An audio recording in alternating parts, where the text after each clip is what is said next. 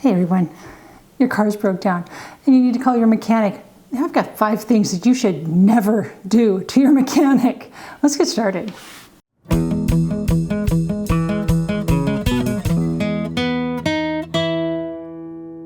So being your local car girl next door, I've got some advice for you on cars and getting them repaired and mechanics and all that. You know, I co-own the Omega Auto Clinic that the CarWizard shows in his videos, and he and I are 50-50 partners in this endeavor, and we have worked hard to make sure we have customers that are happy. But there's some things that you can do to make your life easier when you're working with your mechanic, and I have 5 things today that will help you. And one, let's just start at the beginning, making your appointment. Now, you can't just call and demand. You can't be a Karen or a Kyle and say, I have to get my car worked on today. It doesn't always work that way. We frequently are booked for weeks in advance. We try not to go too far in advance, months and months. We usually do about a month in advance, because if you make an appointment too far in advance, kind of like your dentist every 6 months, you visit them and say, hey, what are you doing in 6 months? You don't know. So we do the same thing. And so it keeps us from having to call everybody all the time. Are you still making your appointment? Are you still making your appointment? So don't get angry if they can't work you in. Others have been waiting in line before you. So don't feel like it's a personal attack. It's just we've already got the schedule built, and we can't be unfair to our mechanics to dogpile them with a whole bunch of work that they can't get done. Also, not all shops work on all cars. We don't do restorations. We don't work on transmissions. We don't do tires. We don't do exhaust. That's just not who we are. There are shops that do those things. So you can't just call and say, well, I want you to work on this. Well, that may not be your best option. And maybe even the model of cars. Some places will only work on foreign cars. Some people will only work on domestic cars. Some will only work on exotic cars. Somehow the Wizard works on a lot of those. But not all dealers. It's like going to the dealer. They're not going to work on a non-car specific to their dealership. The second one I have is make sure that you're on time to your appointment. Don't be late to your appointment. We book by the day, but some places might book by a time, maybe morning or afternoon, or maybe they have a very specific time they want your car to be there. That doesn't mean show up an hour later. You know, if you have an appointment for a haircut and you show up 30 minutes late, well, they're probably going to say, I'm sorry, you've missed your appointment. We now have the next person in line.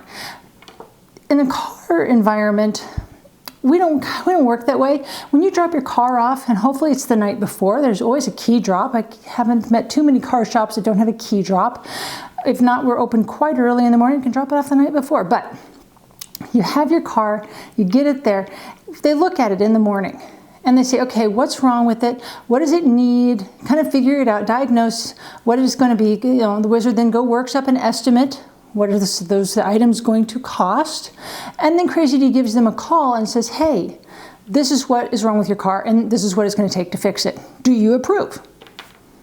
That's usually what gets done in the first day it is there. Now, I'm not talking oil changes.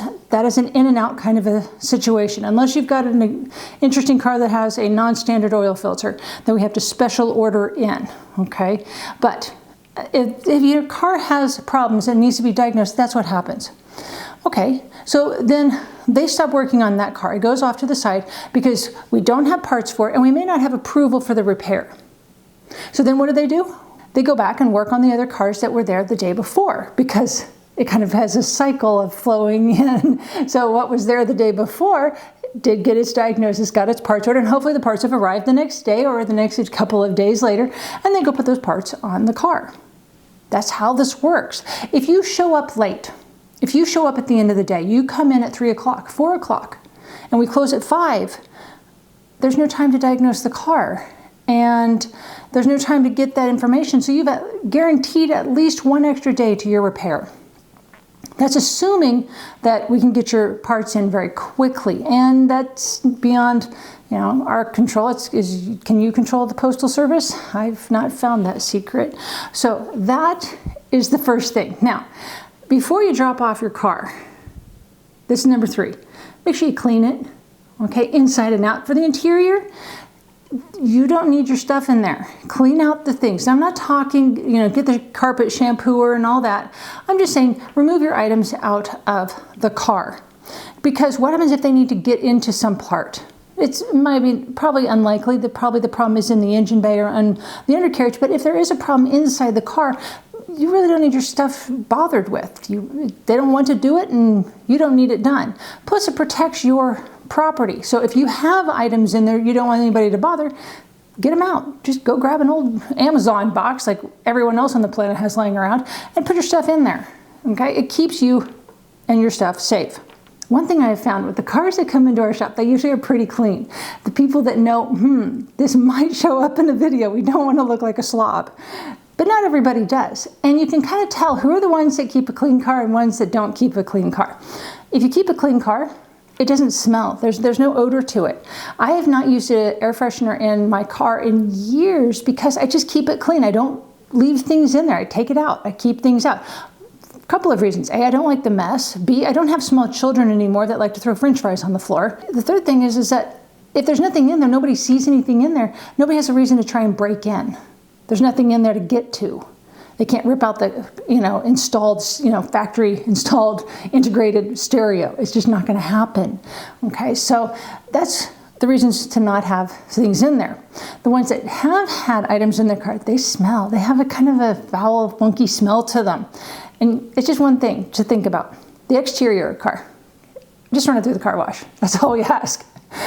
Wizard said in one of his stories, videos, about how someone had come in with, I think it was exhaust, I don't know if it's exhaust or if it was suspension problems, but they had this truck, it was on a farm truck at a pig farm. Oh, pigs are so bad. They smell so bad. And so that's the thing to think about. Just run it through a car wash. You don't have to get out there and like our weather today. Don't you like my snow back there? I got that for you just today. But you can watch my snow falling back there. It's only supposed to be a couple inches on top of the 6 inches we got earlier this week. Yikes. But just kind of run it through a car wash, go to the local gas station, run it through, just kind of make it sure it's just kind of clean. That just helps the technicians working on it. Number 4. Communication. This one is so important. And there's 2 parts to this. One is please make sure you write legibly on your intake forms when you are dropping off your vehicle. We have had times where we swear, is that a 2? Is that a 5? Is that an 8? What did they write? We can't read it. And we try, maybe even, crazy deal, even try a couple variations trying to get a hold of somebody. And it's just because they just scribbled the number so fast. It's like, well, yes, you didn't know your phone number very well. We do not. And so we need to make sure we can reach you. And so make sure, the first one, write legibly on your intake form. But the next one is be reachable.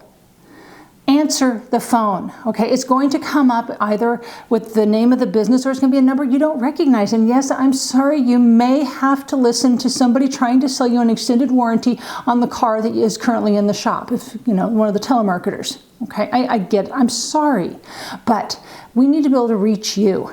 Okay, and if we leave a message, return the message timely, because we're not trying to harass you. We're not trying to sell you the extended warranty. We're trying to tell you, hey, we found this, what's wrong with your car. This is what it's going to cost. If you say yes, we can order the parts right away and start getting this car repaired and back to you as quickly as possible. Yeah, we actually had a customer, we had the right number, they just never answered the phone. Finally, the Wizard actually did some cyber sleuthing and found their contact information on Facebook and used Messenger to reach out to them and say, hey, are you wanting to get this car fixed or not? It was a Maserati. It was expensive. They're like, oh my gosh, I didn't realize that it would be so expensive to fix. I'm sorry, it says Maserati, but it's Ferrari underneath, at least the Ferrari pricing. So yes, it is very expensive to repair your car. I'm sorry. You're a realtor. You need that image that you think you need, and now you have to pay for it. Yes, I'm sorry. But he finally got a hold of this person, and yeah, they did complain, and they ended up not doing the repair. They said, I'll go somewhere else, and a month or so later, they came back and said, yeah, you're cheaper than everybody else. Let's get this done and get it ordered and taken care of. Yeah, so be reachable, okay? Usually when it's the pickup time, that's not a hard one. You know, we call the second it's done, say, hey, we're ready, it's done, we've tested it, it is good to go. So that's number 4. Number 5 is be reasonable. Okay, we talked about Karen's and Kyle's at the beginning of the video. Again, we're going back to that. We know car repair is expensive. It's inconvenient. Yes, we know this. As the repair shop, we are sorry. We have no control over, you know, giving you an additional ride. That's not what we do, and we're not there to finance the repair. Car parts are expensive. You can't expect anyone to work for free. Do you work for free? Yeah, I wouldn't work for free.